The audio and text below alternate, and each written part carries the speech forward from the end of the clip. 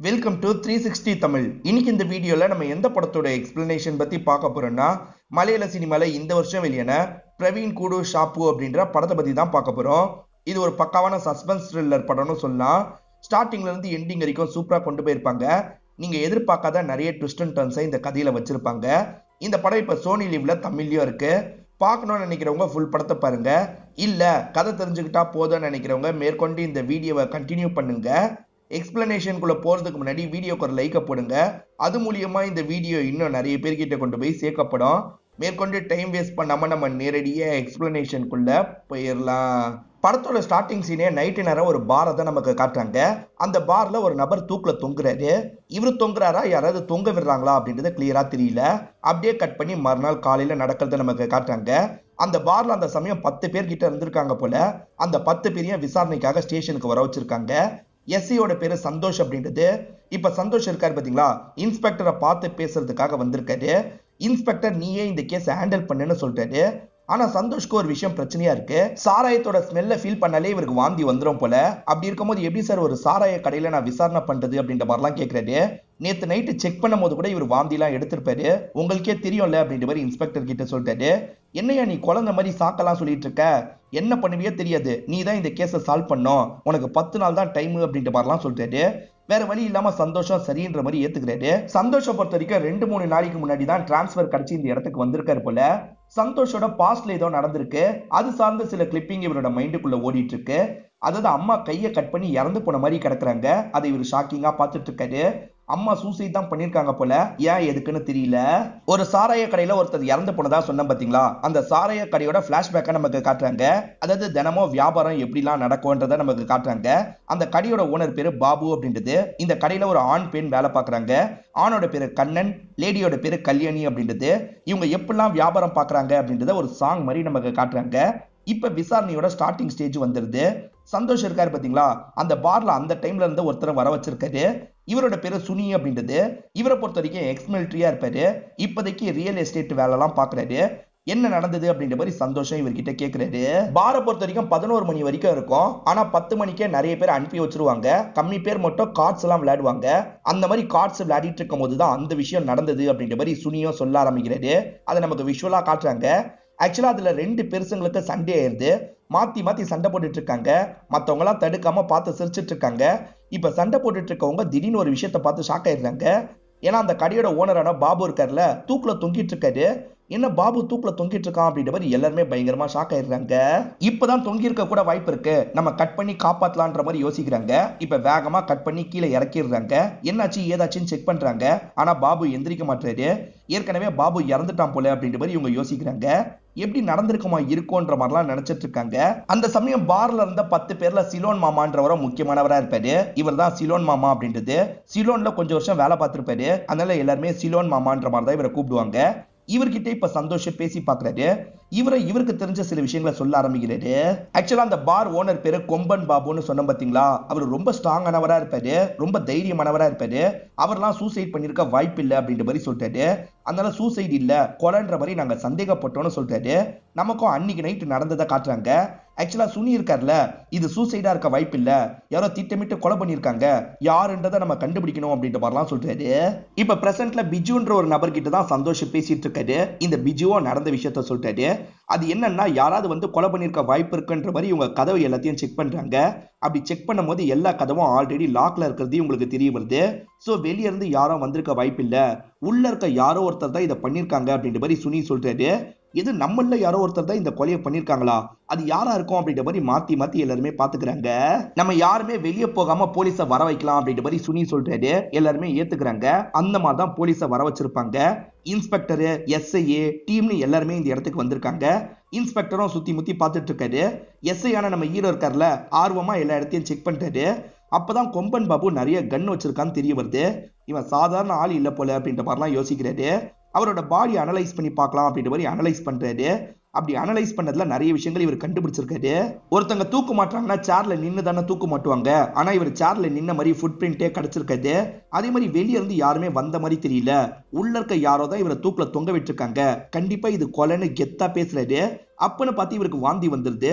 இவரை வேகமா வெளியே ஓடி வந்து வாந்தி எடுக்கிறாரு. ஏன்னா சாராயம் ஸ்மெல் இவருக்கு சுத்தமா செட் ஆகாது. கெத்தா பேசணும், இப்படி சொதப்பிட்டுமே அப்படின்ற மாதிரி ஃபீல் பண்றாரு. இப்ப 10 மணிக்கு நடந்ததை நமக்கு காட்டுறாங்க. டைம் ஆயிடுச்சுப்பா, எல்லாரும் கிளம்புங்கன்ற மாதிரி குடிச்சிட்டு இருக்கவங்களை மட்டும் அனுப்பி வச்சிடுறாங்க. முக்கியமா சில ஆளுங்க சீட்டு விளையாடுவாங்க, அவங்க சீட் ஆடலாம் அப்படின்ற மாதிரி ஒரு ரூம்குள்ள வந்துடுறாங்க. இது எல்லாமே கொம்பன் பாபுக்கும் தெரியும். கொம்பன் பாபு வெளியே சரக்கு தான் அடிச்சிட்டு இருக்காரு. அவங்க சீட்டு விளையாடட்டும் அப்படின்ற மாதிரி இவர் பாட்டுக்கு உட்காந்துட்டு இருக்காரு. இப்ப விசாரணையில சிலோன் மாமா சொல்றதை நமக்கு காட்டுறாங்க. ஆக்சுவலா கல்யாணின்னு ஒருத்தங்க அந்த இடத்துல வேலை பார்க்கறதா சொன்னல, சிலோன் மாமாவோட ஒய்ஃபா தான் அவங்க இருப்பாங்க. சிலோன் மாமா லோடு இறக்குறதுக்காக நடுவுல அந்த இடத்துக்கு வருவார் போல. அந்த மாதிரி இவர் இறக்குறதுக்காக வராரு. அங்க வேலை பார்க்குற கண்ணனும் இவரும் சேர்ந்த மாதிரி தான் லோடெல்லாம் இறக்கிட்டு இருக்காங்க. கொம்பன் கொஞ்சம் தள்ளி இருந்து இவங்க எல்லாம் இறக்குறத கவனிச்சிட்டு இருக்காரு.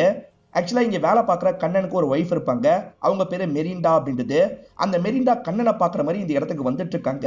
ஆனா கண்ணனை பார்க்கல, அவங்க உள்ள போய் ஓனர் பாபுவை பார்க்குறாங்க. பாபுவும் இந்த பொண்ணும் தனியா ஏதோ பண்ணிட்டு இருக்காங்க. இந்த விஷயத்தெல்லாம் கண்ணன் கவனிக்க மாட்டாரு. ஆனா சிலோன் மாமா கவனிக்கிறாரு. ஓஹோ, ஹஸ்பண்டை வச்சுக்கிட்டு இவங்க 2 பேர் ஒன்னா இருந்துட்டு இருக்காங்களா, நடக்கட்டும் நடக்கட்டும் அப்படின்ற மாதிரி சிரிச்சிட்டு இருக்காரு.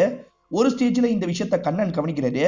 இங்க வந்துட்டு எதுக்கு நம்மளை பார்க்காம ஓனரை பார்த்துட்டு போறா அப்படின்ற மாதிரி கண்ணனுக்கு கோவம் வருது. நில்லுன்ற மாதிரி அடிக்கிறதுக்காக துரத்துறாரு. இப்ப பிரசன்ட்ல மிரிண்டாவை இந்த இடத்துக்கு வர வச்சிடுறாங்க. உங்களுக்கும் அந்த கொம்பன் பாபுக்கும் நடுவுல ஏதாவது போச்சான்ற மாதிரி கேக்குறாங்க. அந்த மாதிரிலாம் எதுவுமே இல்ல, என் ஹஸ்பண்ட் தான் தேவையில்லாம ஊர்க்காரங்க பேச்சை கேட்டு சந்தேகப்பட்டாரு அப்படின்ற மாதிரி சொல்றாங்க. இவங்க என்ன சென்ட் யூஸ் பண்றாங்க அப்படின்றத கரெக்டா ஹீரோ கண்டுபிடிச்சிடுறாரு. இந்த சென்ட் தானே யூஸ் பண்றீங்கன்னு கேக்குறாரு. ஆமா, அது எப்படி உங்களுக்கு தெரியும்ன்ற மாதிரி இவங்க கேக்குறாங்க. கரெக்டா கண்டுபிடிச்சிட்டோம் போலன்ற மாதிரி இவரும் சந்தோஷப்படுறாரு. மிரிண்டாவை பிடிச்சிருக்கு போல, அதனால ஃப்ளர்ட் பண்ற மாதிரி தான் இவங்க கிட்ட பேசிட்டு இருக்காரு. இப்ப எதுக்காக ஹஸ்பண்ட பிரிஞ்சிருக்கீங்க அப்படின்ற மாதிரி கேக்குறாரு. இவங்களுமே காரணத்தை சொல்றாங்க. ஆக்சுவலா 10 வருஷம் கழிச்சு தான் இவங்க கருவுற்றிருப்பாங்க. ஆனா ஹஸ்பண்ட் கோவத்துல அடிச்சிருப்பாரு, அந்த கரு கலைஞ்சிருக்கும். சந்தேகப்பட்டு எப்ப பாரு அடிச்சுக்கிட்டே இருப்பாரு. அதனால தான் அவரை விட்டு ஒரேடியா பிரிஞ்சிடலான்னு முடிவு பண்ணிட்டேன் அப்படின்ற மாதிரிலாம் சொல்றாங்க. இப்பதான் இவர் எப்படிலாம் சந்தேகப்படுவாருன்றதை நமக்கு காட்டுறாங்க. ஆக்சுவலா இந்த பார்ல இருந்து இவரோட வீடே தெரியும். அப்பதான் கொம்பன் பாபு ஒய்ஃபு கிட்ட பேசிட்டு இருக்கிறது இவருக்கு தெரிய வருது. வேகமா வீட்டுக்கு ஓடி வந்துடுறாரு. கொம்பன் பாபு கிட்ட இவரால் கோவத்தை காட்ட முடியாது. அதனால ஒய்ஃபை போட்டு பயங்கரமா அடிக்கிறதுக்காக போறாரு. ஏன்டா அடிக்க போற, நிறுத்துன்ற மாதிரி கொம்பன் பாபு தடுக்கிறாரு. ஒய்ஃபுக்கும் கொம்பன் பாபுக்கும் நடுவுல ஏதோ போயிட்டு இருக்கு. அது தெரிஞ்சதுனால கோவத்துல இவர் தான் கொலை பண்ணிருக்க வாய்ப்பு இருக்குன்ற மாதிரி சந்தோஷம் நினைக்கிறாரு. அது சார்ந்து இவர்கிட்ட கேள்வி எல்லாம் கேட்கிறாரு. அதுக்கு கண்ணன் இருக்காருல, சார் நான் எப்படி சார் அவரை சாவடிக்க முடியும், நான் எல்லாரும் கூடயும் உட்காந்து சீட்டு கட்டு தான் விளையாடிட்டு இருந்தேன். அதே மாதிரி கொம்பன் பாபு சாதாரண ஆள் கிடையாது, அவரை என்னால அடிக்க கூட முடியாது, அப்புறம் எப்படி சார் நான் கொலைலாம் பண்ண முடியும், சத்தியமா நான் இந்த விஷயத்த பண்ணல அப்படின்ற மாதிரி ஒரு பிளாஷ்பேக்கை சொல்லிட்டாரு. அதாவது கொம்பன் பாபு எப்பேற்பட்டவர்ன்றதை தான் இந்த பிளாஷ்பேக் மூலியமா சொல்றாரு. சில பசங்க இந்த பாரை நடத்தக்கூடாது அப்படின்ற மாதிரி பிரச்சனை பண்ணிட்டு இருக்காங்க. கொம்பன் பாபு அந்த இடத்துக்கு வராரு. பசங்களை கண்டுக்காம உள்ள வந்துடுறாரு. வந்தவர் வேகமா ட்ரெஸ் எல்லாம் கழட்டிட்டு இருக்காரு. இந்த மனுஷன் என்ன பண்ண போறாரோ அப்படின்ற மாதிரி கண்ணனோ கல்யாணியோ கவனிச்சிட்டு இருக்காங்க. இவர் ஒரு கரண்டி எடுத்துட்டு வெளியே வந்துடுறாரு. இப்ப அந்த கரண்டியை வச்சு வெளியே இருக்க பசங்களெல்லாம் போட்டு பயங்கரமா அடிச்சிட்டு இருக்காரு. வெளியே 10 பசங்களுக்கு மேல இருப்பாங்க. ஆனா தனியால அவங்க எல்லாரு கூடயும் சண்டை போடுறாரு. பயங்கரமா சண்டை போடுறாரு. அந்த அளவுக்கு பாபு பலசாலி, அவரை போய் நான் எப்படி கொல்ல முடியும்ன்ற மாதிரி தான் கண்ணன் சொல்ல வராரு. ஆனா ஹீரோ இருக்கார்ல, பாபு அன்னைக்கு குடிச்சதுல மாத்திரை கலந்துருக்கு, அந்த மாத்திரையினால மயக்கத்துல தான் இருந்திருக்காரு, நீ தானே அதை கலந்து தந்த அப்படின்ற மாதிரி கேட்கிறாரு. சார் அந்த மாத்திரையை எப்பவுமே அவர் தான் கலந்துப்பாரு, அது மூலியமா எக்ஸ்ட்ரா போதை கிடைக்கும் நினைப்பாருன்ற மாதிரிலாம் சொல்றாரு. கண்ணனை பொறுத்த வரைக்கும் சொந்த வீடு வச்சிருக்காரு. கூலி வேலை பாக்குற நீ எப்படா சொந்த வீடு வச்சிருக்கன்ற மாதிரி சந்தோஷம் ஆச்சரியமா கேட்கிறாரு. அதுக்கு கண்ணன் இருக்கார்ல, சார் நான் இப்பதான் இந்த வேலை பார்க்கறேன், இதுக்கு முன்னாடி கிடைக்கிற எல்லா வேலையும் பார்ப்பேன், மெஜிஷியனாவும் கொஞ்ச காலம் இருந்தேன், கஷ்டப்பட்டு உழைச்சுதான் சார் இந்த வீடை கட்டினேன் அப்படின்ற மாதிரிலாம் சொல்றாரு. சரி மிரண்டா அழகா இருக்கா, எப்படா அவ ஒன்ன கல்யாணம் பண்ணா அப்படின்ற மாதிரிலாம் கேட்கிறாரு. அதுதான் சரி எனக்கும் தெரியல அப்படின்ற மாதிரி இவரும் பிளாஷ்பேக்கா சொல்ல ஆரம்பிக்கிறாரு. இவர் கடுமையா உழைச்சேன்னு சொல்றாரு பாத்தீங்களா, அந்த டைம் தான் மிரண்டா லவ் பண்ணிருப்பாங்க. அவங்களாதான் இவர்கிட்ட ப்ரப்போஸ் பண்ணிருப்பாங்க. இவரும் ரொம்ப சந்தோஷமா கல்யாணம் பண்ணிருப்பாரு. இவங்க 2 பேருக்கு 10 வருஷமா குழந்தை இல்லாம கஷ்டப்படுறாங்க. ஒய்ஃப் ரொம்ப நேரமா போன்ல யார்கிட்டயோ பேசிட்டு போனை வச்சிடுறாங்க. யார்கிட்ட இவ பேசியிருப்பான்ற மாதிரி போன் எடுத்து செக் பண்றாரு. இவர் இல்லாத சமயம் யாராவது வந்து பேசுறாங்களா அப்படின்ற மாதிரி ஒளிஞ்சிருந்து கவனிக்கிறாரு. இப்படிதான் கொஞ்சம் கொஞ்சமா ஒய்ஃபை சந்தேகப்பட ஆரம்பிச்சிருப்பாரு. மிரண்டாக்கும் இந்த கேஸுக்கும் பெருசா சம்பந்தம் கிடையாது. ஆனா ஹீரோ அடிக்கடி இவங்களையும் ஸ்டேஷனுக்கு வர வைக்கிறாரு. ஏன்னா இவருக்கு மிரண்டாவை பிடிச்சிருது. இப்போதைக்கு தனியா தானே இருக்காங்க, ஃப்ளர்ட் பண்ணி பாப்போன்ற மாதிரி அடிக்கடி ஃப்ளர்ட் பண்றாரு. அவங்களுமே பதிலுக்கு சிரிச்சு தான் பேசுறாங்க. இவளுக்கும் நம்மள பிடிச்சிருக்க போல அப்படின்ற மாதிரி சந்தோஷப்படுறாரு. சந்தோஷ் கண்ணனை சந்தேகப்படுற மாதிரி நிறைய கேள்வி கேட்கிறாருல, அதுக்கு கண்ணன் ஒரு விஷயத்த சொல்றாரு. சார் நான் சீட்டு கட்டு உட்காந்து விளையாடிட்டு இருந்தேன், நான் தான் கார்டெல்லாம் போட்டேன், அங்கேயே தான் உட்காந்துட்டு இருந்தேன், நான் எப்படி போய் கும்பனை காலி பண்ணியிருக்க முடியும், அதனால நான் பண்ணல சார், மத்தவங்க கிட்ட கூட விசாரிச்சு பாருங்கன்ற மாதிரி சொல்றாரு. சரி மத்தவங்க கிட்ட கேட்டு பார்ப்போம்னு இவரும் யோசிக்கிறாரு. மீதி 9 பேர்கிட்ட தனித்தனியா கேட்கிறாரு. அவன் அங்கேயே தான் உட்காந்துட்டு இருந்தானா, நடுவுல எங்கேயும் போலியான்னு கேட்கிறாரு. இல்ல சார், அங்கேயே தான் அவன் உட்காந்துட்டு இருந்தான், எங்கேயும் போன மாதிரியே தெரியல சார், சரக்கு பாட்டில் எங்களுக்கு எடுத்துட்டு வந்தான், அதோட அவன் எங்கேயுமே போல அப்படின்ற மாதிரிலாம் சொல்லிட்டு இருக்காங்க. கொம்பன் பாபுக்கும் மிரண்டாக்கும் பழக்கம் போதுன்ற மாதிரி ஊர்ல ஒரு பேச்சு இருக்கும். அதனால கண்ணன் தான் இதை பண்ணிருக்க வாய்ப்பு இருக்குன்னு உள்ள இருக்க சிலரே சொல்லியிருப்பாங்க. ஆனா கண்ணன் டென்ஷன் ஆகுறாரு. நான் உங்க கூட உட்காந்து சீட்டு தானே விளையாடிட்டு இருந்தேன், நான் எதுக்காக கொலை பண்ண போறேன், அப்படி பார்த்தா உங்களுக்கும் தான் மோட்டிவ் இருக்குன்ற மாதிரி சொல்லிட்டு. ஏன்னா கொம்பன் பாபு எல்லார்கிட்டயும் பிரச்சனை பண்ணி வச்சிருப்பாரு.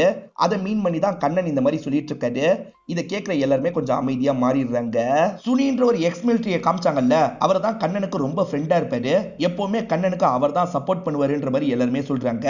அதனால அவர்கிட்ட விசாரணை பண்ணோம் அப்படின்ற மாதிரி சந்தோஷ் திரும்பி வர வச்சிடுறாரு. இவர்கிட்ட சில விஷயங்களை பேச ஆரம்பிக்கிறாரு.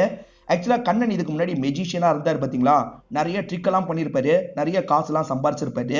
எல்லாருக்குமே மேஜிக்ல ஆர்வம் இருக்கும்ல, இந்த சுனிக்கும் ஆர்வம் இருக்கும். எனக்கு கொஞ்சம் சொல்லித்தான்ற மாதிரிலாம் கேட்டிருப்பாரு. கண்ணனும் சொல்லித்தரேன் அப்படின்ற மாதிரி சில ட்ரிக் எல்லாம் இவருக்கு சொல்லி தந்திருப்பாரு. அந்த அளவுக்கு இந்த அண்ணனை பிடிக்கும் போல, அதனாலதான் இந்த ட்ரிக் எல்லாம் சொல்லித்தராரு. இது சார்ந்து சில கிளிப்பிங்ஸ் எல்லாம் நமக்கு காட்டுறாங்க. என்னதான் கண்டுபிடிச்சிருக்கேன்னு இன்ஸ்பெக்டர் கேட்கிறாரு. இவருக்கு கண்ணன் மேல டவுட் இருக்குல்ல, அதை பத்தி எல்லாம் சொல்றாரு. கொம்பன் பாபுக்கும் மிரண்டாக்கும் அஃபேர் போறதா இவர் சந்தேகப்பட்டிருக்காரு. அதனால தான் கொம்பன் பாபுவோட கதையை முடிச்சிருக்காருன்னு சொல்றாரு. சரி, அவன் தான் முடிச்சிருக்கானே வச்சுப்போம், எப்படி முடிச்சான் அதுதானே கேள்வி, அந்த கேள்விக்கு பதில கண்டுபிடிச்சிட்டியா அப்படின்ற மாதிரி இன்ஸ்பெக்டர் கேட்கிறாரு. இன்னும் பதில கண்டுபிடிக்கல சார், ஆனா சில டவுட்லாம் இருக்கு. கூட வேலை பார்க்குற கல்யாணிய வீட்டுக்கு போக சொல்லியிருக்காரு. எதுக்காக கல்யாணிய சீக்கிரமா அனுப்புனாரு, ஏதோ பிளான் பண்ணிருக்காரு, நான் சீக்கிரமே கண்டுபிடிக்கிறேன்ற மாதிரிலாம் இன்ஸ்பெக்டர் கிட்ட சொல்றாரு. இப்ப சந்தோஷம் மிரண்டாவை பாக்குறதுக்காக வீட்டுக்கிட்ட வந்துடுறாரு. கதவு சாத்தி இருக்கு. இவர் கதை ஓட்ட வழியா எட்டி பார்த்தா என்னன்ற மாதிரிலாம் யோசிக்கிறாரு. இப்ப எட்டி பார்க்கலான்னு போறாரு. அப்பன்னு பார்த்து ஒரு பெரியவர் பின்னாடி டச் பண்ணிடுறாரு. யோ, இப்படிதான் திடீர்னு டச் பண்ணுவியா அப்படின்ற மாதிரி அந்த பெரியவர் மேல கோவப்படுறாரு. அப்பதான் மிரண்டா உள்ள இல்ல, வெளியே தான் துணியை காய போட்டுட்டு இருக்காங்கன்னு தெரிய வருது. இப்ப இவரும் அந்த இடத்துக்கு வந்து இவங்க கிட்ட சிரிச்சு பேச ஆரம்பிக்கிறாரு. அன்னைக்கு நைட்டு சந்தேகப்படுற மாதிரி எதையாவது பாத்தீங்களான்னு கேக்குறாரு. இல்ல சார், அந்த மாதிரிலாம் எதுவுமே கவனிக்கல அப்படின்ற மாதிரி இவங்க சொல்றாங்க. குடிக்க தண்ணி மட்டும் கிடைக்குமான்னு கேக்குறாரு. இருங்க சார், எடுத்துட்டு வரேன் அப்படின்ற மாதிரி தண்ணி எடுக்கிறதுக்காக போயிடுறாங்க. இந்த டைம் இவர் இருக்காருல, கல்யாணி கிட்ட பேசுறதுக்காக வந்துடுறாரு. சிலோன் மாமாவோட ஒய்ஃபா தான் இந்த கல்யாணி இருப்பாங்க. இவ்வளவு ஏஜ் டிஃபரன்ஸ்ல எதுக்காக கல்யாணம் பண்ணீங்க அப்படின்ற மாதிரி கேட்கிறாரு. பாவப்பட்டு தான் கல்யாணம் பண்ண அப்படின்ற மாதிரிலாம் இவங்க சொல்லிட்டு இருக்காங்க. சரி, அன்னைக்கு உங்களை கண்ணன் சீக்கிரமா போக சொல்லிட்டாரா அப்படின்ற மாதிரி கேட்கிறாரு. ஆமா சார், எப்பவுமே அப்படி போக சொல்ல மாட்டாரு, ஆனா அன்னைக்கு கொஞ்சம் சீக்கிரமா போக சொல்லிட்டாரு அப்படின்ற மாதிரி இவங்க சொல்றாங்க. இந்த சமயம் தான் இந்த இடத்துக்கு மிரண்டா வந்து தண்ணி எல்லாம் தந்துட்டு இருக்காங்க. கொஞ்ச நேரத்துல இந்த இடத்துக்கு சிலோன் மாமாவும் வந்துடுறாரு. இப்ப சிலோன் மாமா கிட்ட ஒரு கயரை இவர் காட்டுறாரு. அதாவது கொம்பன் பாபு தொங்குனாரு பாத்தீங்களா, அந்த கயரா தான் இருக்கும். இந்த கயரை யாரு கலட்டினது அப்படின்ற மாதிரி கேட்கிறாரு. சார், கலட்டின மாதிரி தெரியல, யாரோ கட் பண்ணாங்க அப்படின்ற மாதிரி சொல்றாரு. சரி, கட் பண்ணது யாருன்னு கேட்கிறாரு. இப்ப இந்த சிலோன் மாமா யோசிச்சு பாக்குறாரு. ஆக்சுவலா கயரை கட் பண்ணது கண்ணனா தான் இருக்கும். சார், கண்ணன் தான் கயரை கட் பண்ணா அப்படின்ற மாதிரி சொல்றாரு. இது மூலியமா சந்தோஷ்க்கு ஏதோ தோணுது போல. சரி, கிளம்பலான்னு கிளம்ப பாக்குறாரு. அப்ப மிரண்டா ஓடி வந்து இவர்கிட்ட பேச ஆரம்பிக்கிறாங்க. நைட் எதையாவது பாத்தீங்களான்னு கேட்டார்ல, இவங்க இல்லைன்னு சொல்லியிருப்பாங்க. இப்பதான் உன்னை ஞாபகம் வருது அப்படின்ற மாதிரி சொல்ல ஆரம்பிக்கிறாங்க. பாத்திரத்தை கழுவுறதுக்காக வெளியே வந்திருப்பாங்க. அப்பதான் பாருக்கு பின்னாடி சைடு ஒரு மொட்டை வெயிட் பண்ணிட்டு இருக்கிறது இவங்களுக்கு தெரிஞ்சிருக்கும். யார் இந்த மொட்டைன்ற மாதிரிலாம் இவங்க யோசிச்சிருப்பாங்க. இதை தாண்டி ஒரு விஷயம் இருக்கு சார், ஆனா சொல்றதுக்கு முன்னாடி உங்ககிட்ட ஒண்ணு கேட்கணும் அப்படின்ற மாதிரி சொல்றாங்க. என்ன உங்களுக்கு பிடிச்சிருக்கான்னு கேட்க போறா போல அப்படின்ற மாதிரி சந்தோஷம் ரொம்ப சந்தோஷப்படுறாரு. ஆனா இவங்க இருக்காங்கல்ல, எனக்கு ஒரு 5000 ரூபாய் மட்டும் கடனா கிடைக்குமான்ற மாதிரி கேக்குறாங்க. ஐயோ, 5000 ரூபாயா, மாச கடைசி, என்கிட்ட காசு இல்லைன்னு சொல்றாரு. மீதி விஷயத்த நான் சொல்ல மாட்டேன்னு கோவமா கிளம்புறாங்க. இதெல்லாம் லாங்ல இருந்து சிலோன் மாமா கவனிச்சிட்டு இருக்காரு. இவன் இந்த எஸ்ஐயும் விட்டு வைக்கல போல அப்படின்ற மாதிரிலாம் உள்ளுக்குள்ள யோசிக்கிறாரு. இன்னமும் சந்தோஷ்க்கு கண்ணன் மேலதான் ஹெவியா டவுட் இருக்கு. கண்ணனை திரும்பி கூப்பிட்டு விசாரிக்கிறாரு. போட்டு பயங்கரமா அடிச்சிட்டு இருக்காரு. சார், எதுக்காக சார் என்ன மட்டும் சந்தேகப்படுறீங்க, இந்த கொம்பன் பாபுக்கு நிறைய பேர் கூட பிரச்சனை இருக்கு அப்படின்ற மாதிரி இவர் சில விஷயங்களை சொல்ல ஆரம்பிக்கிறாரு. பாருக்கு பக்கத்துல ஒரு குளம் இருக்கும். அந்த குளத்துல சில வருஷத்துக்கு முன்னாடி ஜாயின்னு ஒருத்தரோட பாடி கிடைச்சிருக்கும். ஆக்சுவலா அந்த ஜாய் இருக்காரு பாத்தீங்களா, இந்த கொம்பன் பாபுக்கு எதிராக ஏழெல்லாம் கேட்டிருப்பாரு. ஆனா இவருக்கு கிடைச்சிருக்காது, கொம்பன் பாபுக்கு தான் கிடைச்சிருக்கும். அதனால ஜாயும் ஆளுங்களை கூட்டு வந்து பிரச்சனை எல்லாம் பண்ணிருப்பாரு. கொம்பன் பாபு தான் பலசாலியில, கூட்டு வந்த எல்லா ஆளுங்களையும் போட்டு பயங்கரமா அடிச்சிருப்பாரு. இதுக்கப்புறம் இந்த பக்கம் வந்தீங்கன்னா அவ்வளவுதான் அப்படின்ற மாதிரி துரத்தி விட்டுருப்பாரு. சோ ஜாய் இறந்து போனதுக்கு அப்புறம் கொம்பன் பாபு தான் இதை பண்ணிருக்க வாய்ப்பு இருக்குன்னு நிறைய பேர் சந்தேகப்பட்டிருப்பாங்க. அந்த ஜாய்க்கு வேண்டிய யாரோ கூட இதை பண்ணிருக்கலாம்ல, என்னையே எதுக்காக சார் டார்ச்சர் பண்றீங்க அப்படின்ற மாதிரி தான் கண்ணன் கேட்கிறாரு. இப்பதான் அசிஸ்டன்ட் இருக்காரு பாத்தீங்களா, அந்த கொம்பன் பாபு வாங்கின சொத்தோட லிஸ்ட் எல்லாம் எடுத்துட்டு வந்து இந்த சந்தோஷ் கிட்ட காட்டுறாரு. இதை பாக்குற சந்தோஷ் பைத்தியம் முடிச்ச மாதிரி பண்ணிட்டு இருக்காரு. நான் கண்டுபிடிச்சிட்டேன் அப்படின்ற மாதிரி இவருக்குள்ளேயே இவர் சில விஷயங்களை சொல்லிட்டு இருக்காரு. ஆக்சுவலா அந்த 10 பேர்ல சுனியும் ஒருத்தரா இருப்பாரு பாத்தீங்களா, அந்த சுனி தான் இதை பண்ணிருக்க வாய்ப்பு இருக்குன்னு இவர் சந்தேகப்படுறாரு. எல்லாருமே கார்டு விளையாடிட்டு இருக்கும் போது சுனிக்கு போன் கால் வந்திருக்கும். ஒய்ஃபு கிட்ட பேசுற மாதிரி சீக்கிரமா வந்துடுறேன்ற மாதிரி இவர் சொல்லியிருப்பாரு. ஆனா ஒய்ஃபு கிட்ட இருந்து கால் வரல, இவரோட ஆள் கிட்ட இருந்து தான் கால் வந்திருக்கு. வெளியே இருந்து இந்த விஷயத்த பண்ணுன்ற மாதிரி இன்ஸ்ட்ரக்ஷன் கொடுத்திருக்காருன்னு இவர் நினைக்கிறாரு.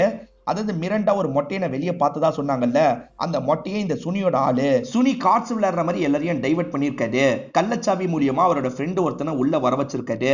வந்தவன் தான் இந்த விஷயத்த பண்ணிட்டு போயிருக்கான், உங்களுக்கு தெரியாம இந்த விஷயத்த பண்ணிருக்கான் அப்படின்ற மாதிரிலாம் சுனியை சந்தேகப்படுற மாதிரி சொல்றாரு. சுனி எக்ஸ் மிலிட்டரியில இப்போதைக்கு ரியல் எஸ்டேட் வேலை தான் பண்ணிட்டு இருக்காரு. கொம்பன் பாபுக்கும் இவருக்கும் நிறைய குடுக்கல் வாங்கல்லாம் இருந்திருக்குன்னு தெரிய வந்திருக்கு. அந்த காசெல்லாம் ஏமாத்துறதுக்காக தான் இந்த கொலையை பண்ணிருக்காரு போல அப்படின்ற மாதிரி தான் ஹீரோ சந்தேகப்படுறாரு.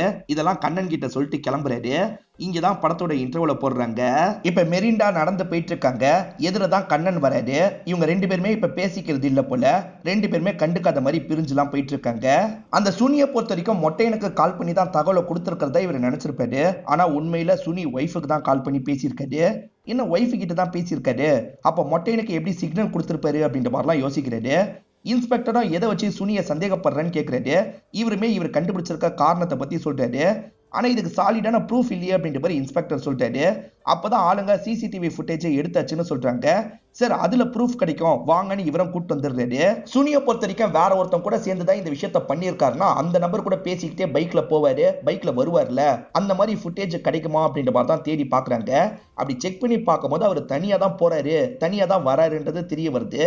அப்படி இருக்கும்போது எப்படி அந்த மொட்டையன் பாருக்கு பின்னாடி வந்தான், எப்படி வெளியே இருந்து அவன் ஹெல்ப் பண்ணான்னு சொல்ற அப்படின்ற மாதிரிலாம் கேட்கறாங்க. சந்தோஷி என்ன பதில் சொல்றதுன்னு தெரியாம முழிச்சிட்டு இருக்காரு. இன்ஸ்பெக்டர் போட்டு பயங்கரமா திட்டுறாரு. என்னமோ கேஸையே முடிச்ச மாதிரி அவ்வளவு சீனை போட்ட, ஏற்கனவே 7 நாள் ஓடி போயிடுச்சு, இன்னும் 3 நாளுக்குள்ள கேஸ முடின்ற மாதிரிலாம் திட்டுறாரு. இவரும் தனியா உட்காந்து ஒரு இடத்துல ஃபீல் பண்ணிட்டு இருக்காரு. அப்ப மிரிண்டா இந்த இடத்துக்கு வந்து பேச ஆரம்பிக்கிறாங்க. 5000 ரூபாய் அட்வான்ஸ் தரதுக்காக தான் கேட்டேன், இப்ப நானே ரெடி பண்ணிட்டேன்னு சொல்றாங்க. இவர் கொஞ்சம் அப்செட்டா இருக்கிறதுனால கிளம்புன்ற மாதிரி சொல்றாரு. சரி போறேன்ற மாதிரி இவங்களும் வேகமா நடந்து போறாங்க. இப்ப இவர் இருக்கார்ல, அன்னைக்கு பாதி தானே சொன்ன, மீதி என்னன்றதை கொஞ்சம் சொல்லு அப்படின்ற மாதிரிலாம் கேட்கிறாரு. இவங்களுமே சரின்ற மாதிரி மீதி விஷயத்த சொல்ல ஆரம்பிக்கிறாங்க. ஆக்சுவலா இவங்க ஒரு மொட்டையனை பார்த்ததா சொன்னாங்க பாத்தீங்களா, அந்த மொட்டையை ரொம்ப நேரம் அங்கேயே நின்றுட்டு இருந்திருப்பான். அதுக்கப்புறம் அந்த இடத்துக்கு ஒரு பைக் வந்திருக்கும், அந்த மொட்டையனை கூட்டு போயிருக்கும். என்ன மாதிரி பைக்குன்னு கேட்கறாரு. புல்லட் பைக்குன்ற மாதிரி சொல்றாங்க. ஆக்சுவலா சுனி தான் அந்த புல்லட் பைக்கை வச்சிருப்பாரு. சுனி விசாரணை எல்லாம் முடிச்சுட்டு வெளியே இருக்க அந்த மொட்டையனை கூட்டு போயிருக்காரு. வேற ஏதோ ஒரு வழியா தான் கூட்டு போயிருக்காரு. சிசிடிவி எல்லாம் செக் பண்ணுவோன்றதுக்காக உசாரா கூட்டு போயிருக்கான் போல அப்படின்ற மாதிரிலாம் இவர் யோசிச்சுட்டு இருக்காரு. இவங்க 2 பேர் பேசிட்டு இருக்கிறத பைனாகுலர் மூலியமா யாரோ கவனிக்கிறாங்க. கவனிக்கிறது யாருன்னு பாத்தீங்கன்னா கண்ணன் தான். இவங்க 2 பேரை வச்சு சந்தேகப்பட்டு இருக்காரு போல. இந்த கண்ணனோ சுனி அண்ணனோ கொஞ்சம் க்ளோஸா இருப்பாங்க. இப்ப சுனியை இந்த இடத்துக்கு வர வச்சிடுறாரு. அண்ணன் உங்ககிட்ட ரொம்ப வருஷமா ஒரு விஷயத்த மறைச்சிட்டேன், இப்ப அந்த விஷயத்த சொல்றேன் அப்படின்ற மாதிரி சொல்ல ஆரம்பிக்கிறாரு. அதாவது ஜாயின்னு ஒருத்தர் கொல்லப்பட்டாரு பாத்தீங்களா, அந்த கொலையை பண்ணதே பாபுன்றதை இவர் கண்ணாலேயே கவனிச்சிருப்பாரு. பாபு இருக்காருல, தண்ணியில முக்கி சாவடிச்சிட்டு இருக்காரு. எதர்ச்சியா அந்த வழியா இந்த கண்ணன் வந்து இந்த விஷயத்தெல்லாம் பாத்துறாரு. கண்ணன் பாத்துட்டான்றது பாபுக்கு தெரியுது. இப்ப பாபுவும் பக்கத்துல வந்து கண்ணனை மிரட்டுறாரு. நீ பார்த்த விஷயத்த வெளியே சொன்னு வச்சுக்கோ, நீயும் இந்த மாதிரி தான் சாவன்ற மாதிரி சொல்லியிருப்பாரு. நான் எதையுமே பார்க்கல, எதையும் வெளியே சொல்ல மாட்டேன் அப்படின்ற மாதிரி இவரும் சைலண்டா கிளம்பி இருப்பாரு. அந்த ஜாயை யாரு கொலை பண்ணாங்கன்னு தெரியாமே கேஸ் முடிஞ்சிருக்கும். இப்ப பிரசன்ட்ல சுனியும் டென்ஷன் ஆகுறாரு. உனக்கு கொலை பண்ணது யாருன்னு தெரியும்னா முன்னாடியே சொல்லியிருக்கலாம்ல, ஏன்டா சொல்லல அப்படின்ற மாதிரி கேட்கறாரு. அண்ணன் உங்ககிட்ட நான் சொல்றதுக்கு ட்ரை பண்ணேன் அப்படின்ற மாதிரி இவர் சொல்றாரு. ஆக்சுவலா இவர் பார்ல ஜாயை பத்தி பேசுறதுக்காக வந்திருப்பாரு. அதுக்குள்ள டாபிக் மாறிடும், அதனால இவர் சொல்றதை விட்டுருப்பாரு. இப்ப பிரசன்ட்ல அந்த விஷயத்தை ஞாபகப்படுத்துறாரு. இப்ப நான் ஜாயோட சாவை பத்தி சொல்றதுக்கு ஒரு காரணம் இருக்குன்னு, ஜாயோட பையன் யாருன்றதை நான் கண்டுபிடிச்சிட்டேன், வேற யாரும் கிடையாது, இந்த கேஸை விசாரிச்சுட்டு இருக்க அந்த சந்தோஷ் தான் அப்படின்ற மாதிரி சொல்றாரு. எது சந்தோஷம் அப்படின்ற மாதிரி சுனியோ ஷாக் ஆயிட்டு இருக்காரு. ஜாயை பொறுத்த வரைக்கும் இடத்துல கொம்பன் கிட்ட தோத்துருப்பாரு. அதனால அடிக்கடி கொம்பன் கிட்ட வந்து பிரச்சனை பண்ணுவாரு. ஒரு ஸ்டேஜ்ல கொம்பன் கோவப்பட்டு கதையை முடிச்சிருப்பாரு. சோ ஜாயோட பையனான சந்தோஷ் பழி வாங்குறதுக்காக வந்திருக்கான், அவன் தான் இந்த கொலையை பண்ணிருக்க வாய்ப்பு இருக்குன்ற மாதிரி கண்ணன் சொல்றாரு. ஆக்சுவலா ஜாயை பொறுத்த வரைக்கும் கையில 6 விரல் இருக்கும். அதே மாதிரிதான் சந்தோஷ் கையிலயும் 6 விரல் இருந்திருக்கும். அதை வச்சுதான் சந்தோஷ பத்தி விசாரிச்சு பார்த்தேன். அப்பதான் ஜாயோட பையன்றது எனக்கு தெரிய வந்தது அப்படின்ற மாதிரிலாம் சொல்றாரு. ஆக்சுவலா கொஞ்ச நாளைக்கு முன்னாடி தான் டிரான்ஸ்ஃபர் வாங்கி இந்த இடத்துக்கு வந்திருக்காரு. இந்த விஷயத்த பண்றதுக்காகவே அவன் டிரான்ஸ்ஃபர் வாங்கிட்டு வந்திருக்கான். அவன் தான் கொம்பன் கதையை முடிச்சிருக்கான். ஆனா நம்ம 10 பேர்ல யாரையோ மாட்ட வைக்கிறதுக்கு ட்ரை பண்றான். குறிப்பா ஒன்னையும் என்னையும் மாட்ட வைக்கிறதுக்கு தான் ட்ரை பண்றான். நம்ம 2 பேருமே கவனமா இருக்கணும்ன்ற மாதிரி சுனி சொல்லிட்டு இருக்காரு. மிரிண்டாவை பொறுத்த வரைக்கும் கல்யாணி கூட சேர்ந்து தான் தங்கியிருப்பாங்க. இப்ப தனி வீட்டுக்கு வந்துடுறாங்க. இப்ப இவர் இருக்கார்ல, நிறைய மொட்டையனுங்களோட போட்டோவை கொண்டு வந்துடுறாரு. இதுல எந்த மொட்டையை பார்த்தன்ற மாதிரி கேட்டுட்டு இருக்காரு. இவங்களும் ஒவ்வொரு போட்டோவா பார்த்துட்டு இருக்காங்க. இவர் என்னடானா அவங்கள பயங்கரமா சைட்லாம் அடிச்சிட்டு இருக்காரு. மேற்கொண்டு இவங்க கிட்ட சில கேள்வியும் கேட்டுட்டு இருக்காரு. அப்ப திடீர்னு அவங்க இருக்காங்கல்ல, மயக்கம் போட்ட மாதிரி கீழே விழுந்துடுறாங்க. என்னாச்சு ஏதாச்சுன்ற மாதிரி இவர் பக்கத்துல வந்து செக் பண்றாரு. இப்ப ஃபர்ஸ்ட் எய்ட்லாம் இந்த இடத்துல பண்ணிட்டு இருக்காரு. அவங்க கண்ணை மூடிட்டு இருக்காங்களான்ற மாதிரி ஒரு வாட்டி பாத்துடுறாரு. கண்ணை மூடிட்டு இருக்காங்கன்னு தெரிஞ்சோன்னா அவங்க இடுப்பை பார்த்துட்டு இருக்காரு. இடுப்பை பார்த்துட்டு இருக்கிறத சட்டுன்னு அவங்க கவனிச்சிடுறாங்க. என்ன கவனிச்சிட்டு இருக்கீங்கன்ற மாதிரிலாம் கோவப்படுறாங்க. அதெல்லாம் ஒண்ணும் இல்ல, ஃபர்ஸ்ட் எய்ட் தான் பண்ணன்ற மாதிரி சொல்றாரு. நீங்க கிளம்புங்கன்ற மாதிரி இவங்க கோவமா அனுப்பி விடுறாங்க. சந்தோஷ பொறுத்த வரைக்கும் சுனி தான் யார் கூடயோ சேர்ந்து இதை பண்ணிருக்கிறதா நினைக்கிறாரு. ஆனா சுனியோ கண்ணனோ சந்தோஷ் தான் இதை பண்ணிருக்காருன்ற மாதிரி நினைக்கிறாங்க. இப்ப அந்த இடத்த செக் பண்ணோன்ற மாதிரி அந்த இடத்துக்கு வந்துடுறாங்க. பாருக்கு வெளியே தான் இவங்க செக் பண்ணி பார்த்துட்டு இருக்காங்க. அப்பதான் ஒரு இடத்துல நின்று யாரோ நிறைய சிகரெட் புடிச்சு போட்டிருக்காங்கன்னு தெரிய வருது. அது என்ன பிராண்டுன்றதை இவங்க பாக்குறாங்க. பார்த்தவங்களுக்கு சந்தோஷோட பிராண்டுன்னு தெரிய வருது. சந்தோஷ் தான் இந்த இடத்துல இருந்து வேவு பார்த்திருக்கான் போல.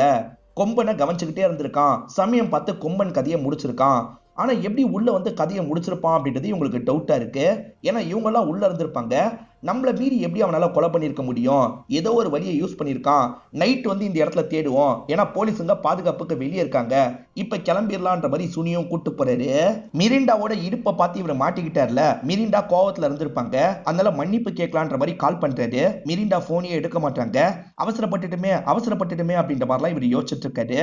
இப்ப மிரிண்டா கிட்ட இருந்து போன் கால் வருது. இவருமே அட்டன் பண்ணி பேசுறாரு. ஆக்சுவலா மிரிண்டா வீட்டுல தனியா இருக்கும் போது யாரோ அட்டாக் பண்றாங்க போல. இவங்க வீடு வேற தள்ளி இருக்கும். பக்கத்துல யாரையும் கூப்பிட முடியல. ப்ளீஸ் நீங்க வாங்கன்ற மாதிரிலாம் சொல்றாங்க. கவலைப்படாத மிரிண்டா, நான் உடனே வரேன்ற மாதிரி இவர் சொல்றாரு. இப்போதைக்கு இவர் வெறும் ட்ரௌசர் மட்டும் தான் போட்டிருக்காரு. அதை பத்திலாம் கவலைப்பட மாட்டாரு. வேகமா பைக் எடுத்துட்டு இங்க இருந்து கிளம்ப ஆரம்பிக்கிறாரு. அவங்க ரொம்ப பயமா இருக்கிறதா சொல்றாங்க. பயப்படாத, நான் சீக்கிரமா வந்துருவேன், உனக்கு எதுவுமே ஆகாது அப்படின்ற மாதிரிலாம் சொல்லிட்டு இருக்காரு. இப்ப சுனியும் நைட்டு நேரம் கண்ணனை பாக்குறதுக்காக வராரு. ஆனா கண்ணன் காயத்தோட இருக்காரு. உனக்கு எப்படி இந்த காயம் ஏற்பட்டது, என்னாச்சு அப்படின்ற மாதிரிலாம் சுனி கேட்கிறாரு. கண்ணன் கொஞ்ச நேரத்துக்கு முன்னாடி நடந்த விஷயத்த சொல்றாரு. 2 பேருமே இந்த இடத்துல மீட் பண்ணலாம்னு முடிவு பண்ணிருப்பாங்க. கண்ணன் அதுக்காக பைக்ல வந்துட்டு இருக்காரு. அப்பன்னு பார்த்து ஒரு ஸ்கூல் பஸ் இருக்கு பாத்தீங்களா, கண்ணனை அடிச்சு தூக்குறதுக்காக வேகமா வந்துட்டு இருந்திருக்கும். அந்த பஸ் கிட்ட இருந்து தப்பிக்கிறதுக்காக அப்படி இப்படின்ற மாதிரி மாத்தி மாத்தி வந்திருப்பாரு. அதை மீறி அந்த பஸ் இடிச்சிருக்கும். அதனால இவர் ஒரு புதற்குள்ள போய் விழுந்திருப்பாரு. அப்படிதான் காயம் ஏற்பட்டதுன்னு சொல்றாரு. இதுக்கு சுனி என்ன சொல்றாருன்னா, நம்ம அந்த சந்தோஷ சந்தேகப்படுறோன்றது அவனுக்கு தெரிஞ்சிருக்கு. அதனாலதான் ஆளை வச்சு உன்னோட கதையை முடிக்கிறதுக்கு ட்ரை பண்ணிருக்கான். எப்படியாவது பாருக்குள்ள நுழைஞ்சி எப்படி அவன் இந்த விஷயத்த பண்ணான்றதை கண்டுபிடிக்கணும். அப்பதான் அவனை லாக் பண்ணி நம்ம தப்பிக்க முடியும்னு சொல்றாரு. சரின்ற மாதிரி கண்ணன் ஏத்துக்கிறாரு. இந்த சமயம் சந்தோஷ் இருக்காரு பாத்தீங்களா, மிரிண்டாவோட வீட்டுக்கு வந்துடுறாரு. கதவுலாம் உடைச்ச மாதிரி இருக்கு. இப்ப இவருமே அந்த கதவை ஓபன் பண்ணி உள்ள வந்துடுறாரு. மிரிண்டா எங்கன்ற மாதிரி தேடிட்டு இருக்காரு. அவன் வந்துட கூட வாய்ப்பு இருக்குல்ல, அதனால கன்னெல்லாம் யூஸ் பண்ணிட்டு இருக்காரு. அப்ப சட்டுன்னு யாரோ இடிக்கிறாங்க. இவர் ஷூட் பண்ற மாதிரி வராரு. பார்த்தா மிரிண்டா தான் இடிச்சிருப்பாங்க. 2 பேருமே செம்மையா பயந்துடுறாங்க. நான் வந்துட்டேன், கவலைப்படாத அப்படின்ற மாதிரி இவருமே சொல்றாரு. வந்தவன் எப்படி இருந்தான் அப்படின்ற மாதிரி சந்தோஷ் கேட்கிறாரு. வந்தவன் சார்லி சாப்ளின் மாஸ்க் போட்டிருந்தான், முகம் தெரியல, ஆனா ஐடி இந்த ஐட்டு இருந்திருப்பான் அப்படின்ற மாதிரிலாம் இவங்க சொல்றாங்க. அவன் எப்படிலாம் டேமேஜ் பண்ணிருக்கான் அப்படின்றதெல்லாம் இவர் கவனிச்சிட்டு இருக்காரு. இதை தாண்டி ஏதாவது கிடைக்குமான்ற மாதிரி பார்த்துட்டு இருக்காரு. ஆக்சுவலா சுனி கிட்ட இவர் விசாரணை பண்ணார்ல, சுனி ஒரு டேப்லெட் எடுக்கிறது இவருக்கு தெரிஞ்சிருக்கும். அந்த டேப்லெட்டோட பேப்பர்லாம் இந்த இடத்துல கிடைக்குது. சோ சுனி தான் இந்த இடத்துக்கு வந்திருக்கான்ற மாதிரி இவர் சந்தேகப்படுறாரு. சுனி எதுக்காக இந்த இடத்துக்கு வரணும் அப்படின்ற மாதிரிலாம் இவங்க கேட்டுட்டு இருக்காங்க. இவர் சுனியை சந்தேகப்படுறாருல, அதுக்கான காரணத்தை சொல்றாரு. சுனி ஒரு மொட்டையும் கூட சேர்ந்துதான் இந்த விஷயத்த பண்ணிருக்கான். அதை பத்தி நீ சொல்லிட்டல்ல, அதனால தான் உன் கதையை முடிக்கிறதுக்காக இப்படி பண்ணிருக்காங்க. கவலைப்படாத, உனக்கு சப்போர்ட்டிவா நான் இருக்கன்ற மாதிரிலாம் சொல்றாரு. இவங்க 2 பேருமே பார் கிட்ட வந்துடுறாங்க. சந்தோஷ் தான் இந்த கொலையை பண்ணிருக்கிறதா இவங்க நினைக்கிறாங்க. எப்படி அவனால தனியா பண்ணிருக்க முடியும்? தனியா பண்ணிருந்தா எப்படி பண்ணிருப்பான் அப்படின்ற மாதிரிலாம் இவங்க யோசிக்கிறாங்க. அந்த பாபு செம்ம போதையில இருந்திருப்பாரு. இவன் ஓட்டு மேல இருந்து அவரோட கழுத்துல தூக்கு கயிறை மாட்டிருக்கான். வெளிய இருந்து கயிறை பிடிச்சி இழுத்திருக்கான். தொங்க விட்டுருக்கான். இப்படிதான் நடந்திருக்க வாய்ப்பு இருக்குன்ற மாதிரி இவங்களுக்குள்ள டிஸ்கஸ் பண்றாங்க. இவங்க இழுத்து பார்க்கலாம் ட்ரை பண்றாங்க. இவங்க 2 பேர் சேர்ந்தே இழுக்கிறது கஷ்டமா இருக்கு. அப்ப அவன் தனியா எப்படி பண்ணிருக்க முடியும்ன்ற மாதிரிலாம் தோணுது. சுனியை பொறுத்த வரைக்கும் எக்ஸ் ஆர்மில கண்டிப்பா இந்த விஷயத்த ஒருத்தனால பண்ணிருக்க முடியாது அப்படின்ற மாதிரிலாம் சொல்றாரு. இவர் ஸ்மோக் பண்ணிக்கிட்டே தான் பேசிட்டு இருக்காரு. இப்ப அந்த சிகரெட்டை தூக்கி போடுறாரு. இவர் அணைக்காம தூக்கி போட்டுவாரு. அந்த இடம் கொஞ்சம் கொஞ்சமா எரிய ஆரம்பிக்குது. அப்படியே கட் பண்ணி சந்தோஷ காட்டுறாங்க. சந்தோஷ் மிரண்டாவோட பாதுகாப்புக்காக வீட்டு வாசல்ல உட்காந்துட்டு இருக்காரு. அப்பதான் ஆளுங்க கிட்ட இருந்து ஒரு தகவல் கிடைக்குது. சார், பார்ல வேற ஒருத்தன் செத்து போயிருக்கான், அதே மாதிரி பார் எரிஞ்சிட்டு இருக்கு, உடனே கிளம்பி வாங்கன்னு சொல்றாங்க. இவருமே பைக் எடுத்துட்டு வேகமா அந்த ஸ்பாட்டுக்கு வராரு. பார்த்தா பாரு பத்தி எரிஞ்சிட்டு இருக்கு. பக்கத்துல ஊர் மக்கள்லாம் சுத்தி வேடிக்கை பாக்குறாங்க. அந்த இடத்துல ஒரு பாடியா இருக்கு. இது யாரோட பாடின்றது தெரியல. இவருமே யாரோட பாடி பார்க்கலான்ற மாதிரி பக்கத்துல வந்துட்டு இருக்காரு. அந்த பாடி மேல ஒரு துணி போட்ட மாதிரி தான் இருக்கு. அந்த துணியை ஓபன் பண்ணி பாடியை பார்க்கலான்ற மாதிரி பொறுமையா பாடிக்கு பக்கத்துல வந்துட்டு இருக்காரு. இப்போ ஓபன் பண்ணி பாக்குறாரு. யாரோட பாடி நமக்கு காட்டாம பிளாஷ்பேக்கை காட்டுறாங்க. கொஞ்ச நேரத்துக்கு முன்னாடி இந்த பார்ல நடந்ததை காட்டுறாங்க. சுனியை பொறுத்த வரைக்கும் சந்தோஷ் தான் இதை பண்ணிருக்க வாய்ப்பு இருக்குன்னு நினைச்சாரு பாத்தீங்களா. இப்ப சந்தோஷ் இதை பண்ணிருக்க வாய்ப்பு இல்லைன்னு சொல்றாரு. சந்தோஷ் பண்ணலன்னா யார் பண்ணிருப்பா அப்படின்ற மாதிரி கண்ணன் கேக்குறாரு. யார் தெரியுமா பண்ணிருக்கா? உன்னோட ஒய்ஃப் மிரிண்டா தான் இந்த விஷயத்த பண்ணிருக்கான்ற மாதிரி சொல்றாரு. இதை கேட்கிற கண்ணனும் பயங்கரமா ஷாக் ஆகுறாரு. மிரிண்டா தனியாலாம் இந்த விஷயத்த பண்ணிருக்க முடியாது. மிரிண்டாக்கு வேற யாரோ ஹெல்ப் பண்ணிருக்காங்க. வேற யாரும் ஹெல்ப் பண்ணிருப்பா? நீ தான் இந்த ஹெல்ப் பண்ணிருக்க. நீங்க 2 பேர் சேர்ந்து தான் இந்த விஷயத்த பண்ணிருக்கீங்க அப்படின்ற மாதிரி சொல்றாரு. நான் உங்க கூட சீட்டு கட்டு தானே விளையாண்டேன், அப்புறம் நான் எப்படி பண்ணிருக்க முடியும்னு கண்ணன் கேக்குறாரு. கண்ணா, நீ எனக்கு சில மேஜிக் ட்ரிக் எல்லாம் சொல்லி தந்திருக்க. ஒருத்தரோட போக்கஸை வேற ஒரு பக்கம் திருப்பிடணும், அப்பதான் இந்த விஷயத்த ஈஸியா பண்ண முடியும்னு சொல்லியிருக்க. அந்த மாதிரி தான் நீ பண்ணிருக்கன்னு சொல்றாரு. கண்ணன் நாலாம் பண்ணலன்ற மாதிரி சொல்றாரு. ஆனா உண்மையில கண்ணன் தான் பண்ணிருக்காரு போல. அது சார்ந்த ஒரு பிளாஷ்பேக்கை நமக்கு காட்டுறாங்க. ஏதோ ஒரு விஷயத்துக்காக கொம்பன் மேல ஹஸ்பண்டும் ஒய்ஃபும் கோவத்துல இருக்காங்க. என்ன விஷயம்ன்றது தெரியல. கொம்பனை நம்ம எப்படியாவது கொலை பண்ணணும், அதுக்கு முன்னாடி நீ சில விஷயங்களை பண்ணணும், உனக்கும் அவனுக்கும் நடுவுல பழக்கம் போறதா எல்லாரையும் நம்ப வைக்கணும் அப்படின்ற மாதிரி சொல்றாரு. சரின்ற மாதிரி மிரண்டாவும் ஏத்துக்கிறாங்க. கண்ணன் வெளியே வேலை பார்த்துட்டு இருந்தாரு பாத்தீங்களா. அப்ப வேணும்ட்டே இவங்க உள்ள வந்திருப்பாங்க. ஆனா இவங்க 2 பேருக்கு அஃபேர்லாம் போல. வெளியே இருக்க அந்த சிலோன் மாமாவை நம்ப வைக்கிறதுக்காக தான் இந்த மாதிரி பண்ணியிருப்பாங்க. அதே சமயம் பாபு இருக்கார்ல, மாத்திரை போட்டு அடிக்கடி சரக்கெல்லாம் அடிப்பது. அந்த மாத்திரையை கொஞ்சம் அதிகமா போட்டுலாம் அப்படின்ற மாதிரி அன்னைக்கு நைட் இவர் அதிகமா போட்டிருப்பாரு. இவங்க எல்லாருமே சீட்டு கட்டுலாம் விளையாண்டாங்க பாத்தீங்களா. அந்த சமயம் அந்த கொம்பன் பாபு மயங்கவே செஞ்சிருப்பாரு. இப்ப சீட்டு கட்டு விளையாடிட்டு இருக்கும் போது சரக்கை எடுத்துட்டு வான்ற மாதிரி கண்ணன் கிட்ட சொல்லியிருப்பாங்க.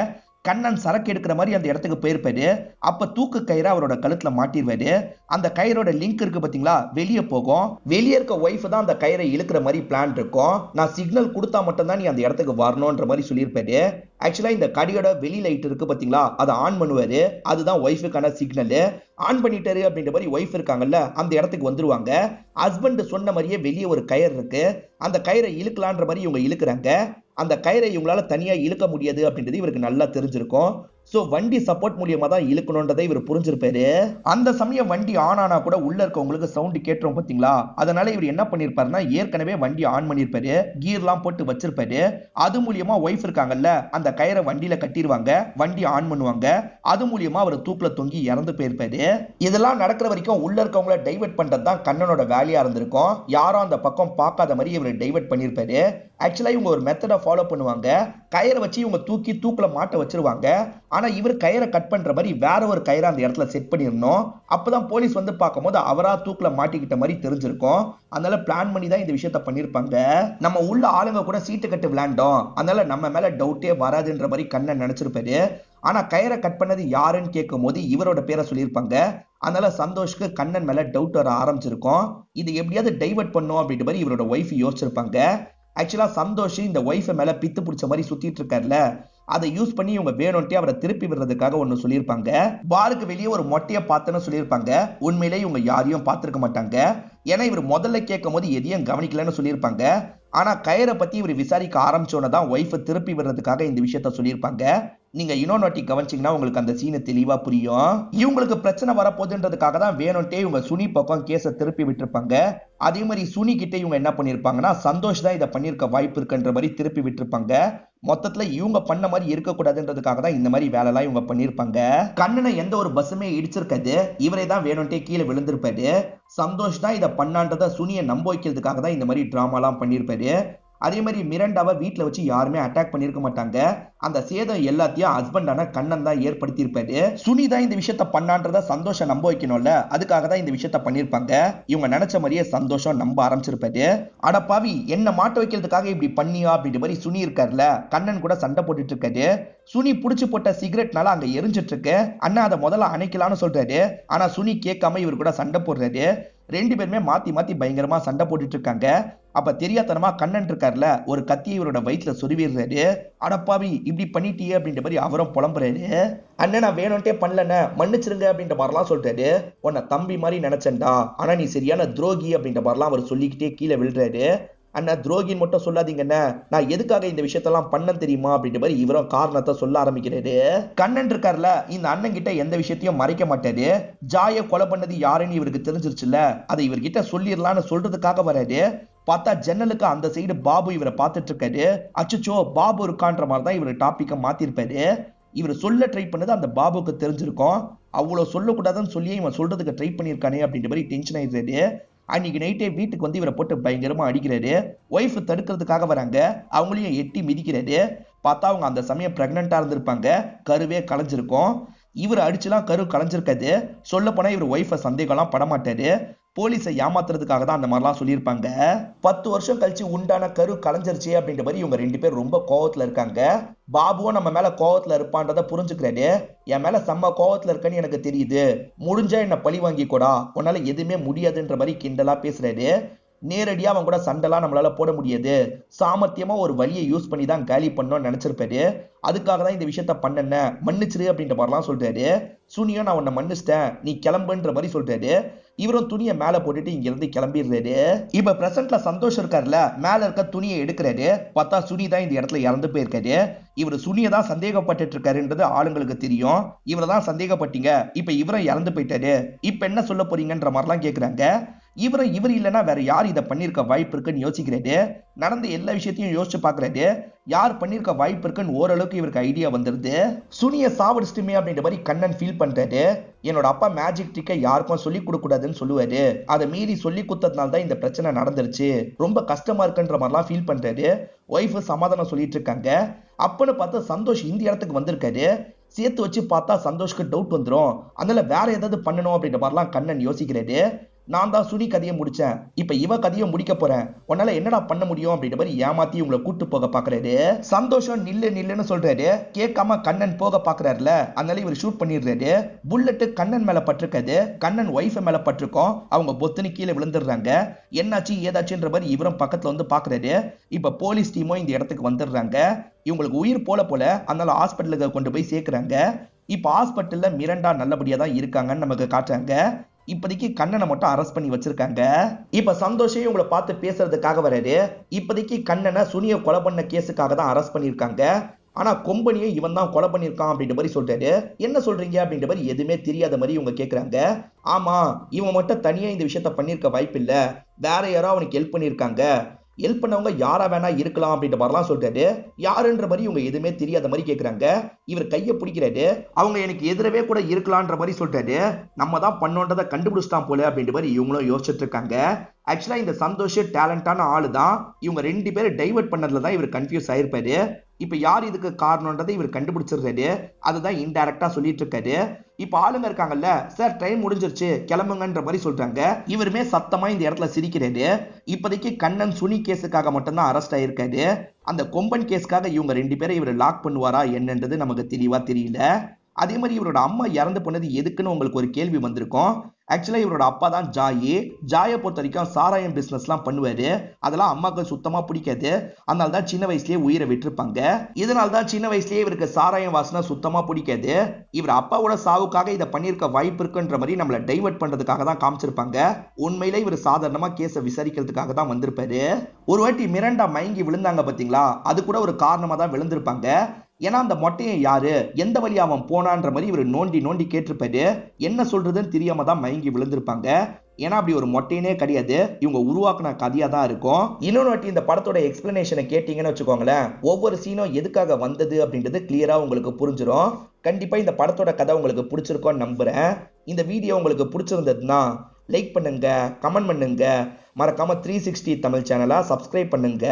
தொடர்ச்சியா இந்த மாதிரி வீடியோக்கள் வந்துகிட்டே தான் இருக்கும்.